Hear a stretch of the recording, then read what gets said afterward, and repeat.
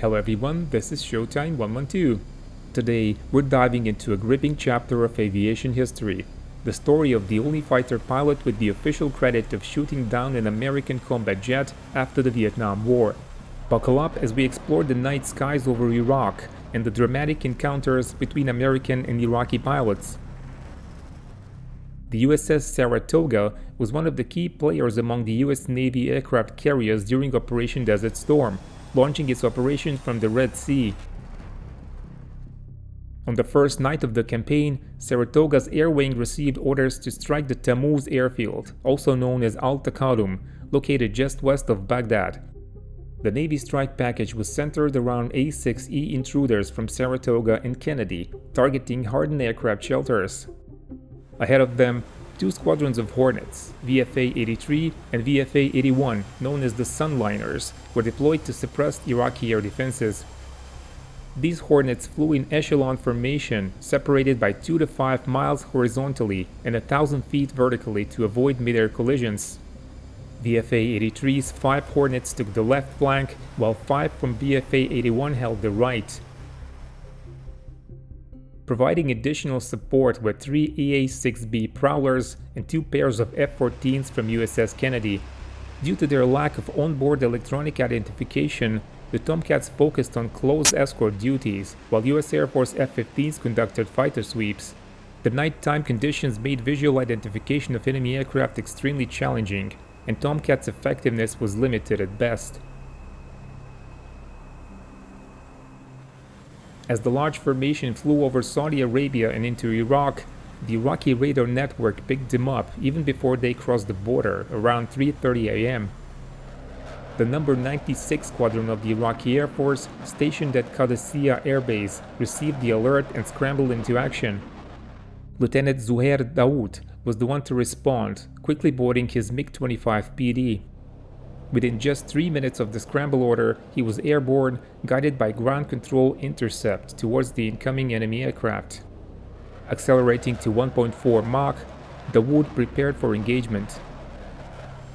Flying at 25,000 feet, Commander Michael Spock Anderson of VFA-81 detected an aircraft climbing towards him, Daoud's MiG-25. Identifying the MiG on his radar, Anderson awaited clearance from the E-3 AWACS controller, codenamed Cougar, to declare the aircraft hostile. However, Cougar wasn't ready to make that call.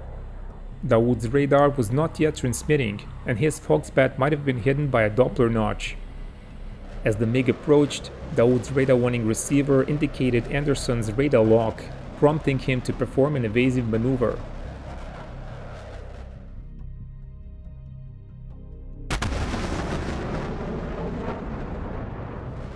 The lock was broken, but then Daoud turned his aircraft back towards Anderson. Both aircraft began circling each other, their afterburners illuminating the night sky.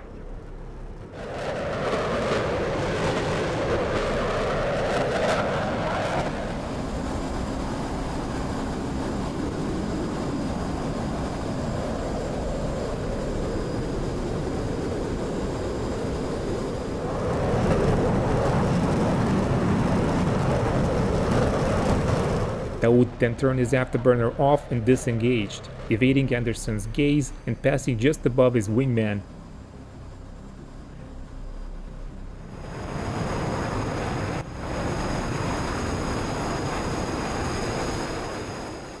If you've ever dreamed of soaring through the skies and engaging in thrilling dogfights with MiGs in your F-18 Hornet, just like Spock Anderson, then investing in proper simulation hardware is essential.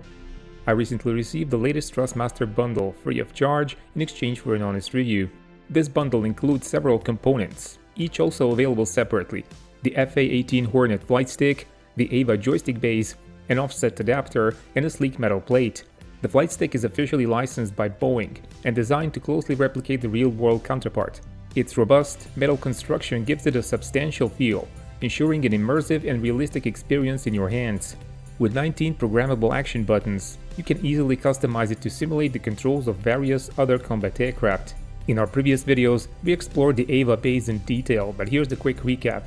This base supports a wide range of simulations, whether combat, civilian, or even space. It's highly adjustable, featuring 3 sets of springs, 2 sets of cams, and 3 deflection masks. While the damping level isn't adjustable just yet, an update is anticipated in the future. The included offset adapter allows for adjustments to 15 or 30 degrees, enhancing your comfort during intense gaming sessions. Finally, the bundle comes with a stylish metal plate decorated with the AVA logo, making it easy to secure the base on your desktop. Overall, the AVA bundle is a comprehensive package which greatly increases your high-fidelity flight simulation experience.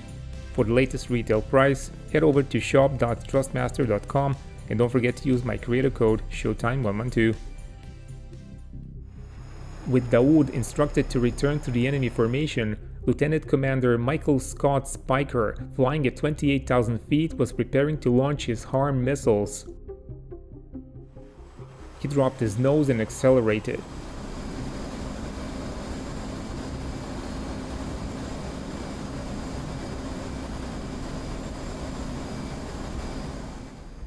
Just as Dawood's radar warmed up, he locked onto Speicher's Hornet at 38 kilometers or 20.5 miles away.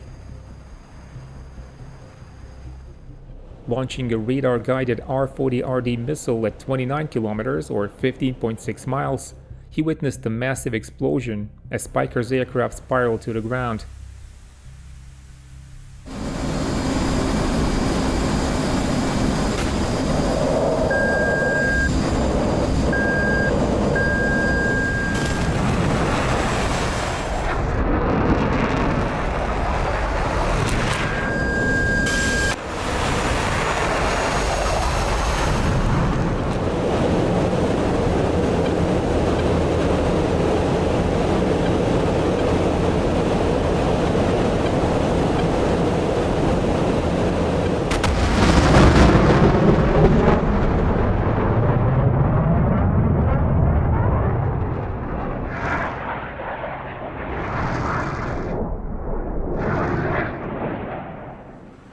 Dawood reported back to GCI and was then vectored south. The second wave of US Navy aircraft were approaching. 4 A-6s from VA-75 were heading north in 8-mile trail formation, about 48 miles behind Speicher.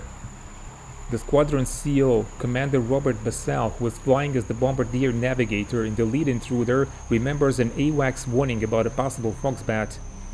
As he was checking his map trying to figure out the location of the threat, the aircraft's radar warning receiver indicated an interceptor radar ahead. Mere seconds later, the Foxbat appeared, diving in afterburner from 1 o'clock.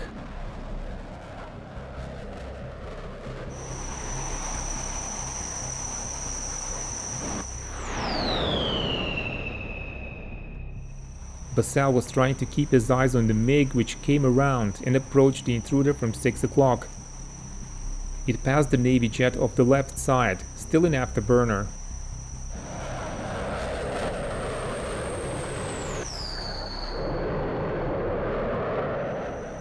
The Foxbat turned and came for another pass. Bassal wondered how much fuel the Foxbat had and what a missile launch might look like. In his testimony, Dawood describes his stern attack. He asked his GCI controller for a permission to launch his R-40TD heat-seeking missile. But he was now in a similar situation as Michael Anderson fighting him minutes before. The ground control denied Dawood permission to launch his missile, as an Iraqi MiG-29 had taken off 10 minutes after him and his location was unknown. The Iraqis were just as afraid of fratricide as the Americans, and Dawood had to abandon his attack, so he headed back to base.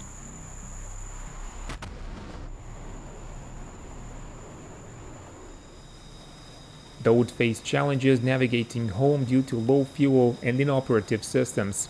He eventually located Qadisiyah Air Base but had to land on the secondary runway, as the main one was damaged by coalition bombs. Meanwhile, Speicher became the first coalition loss of the campaign.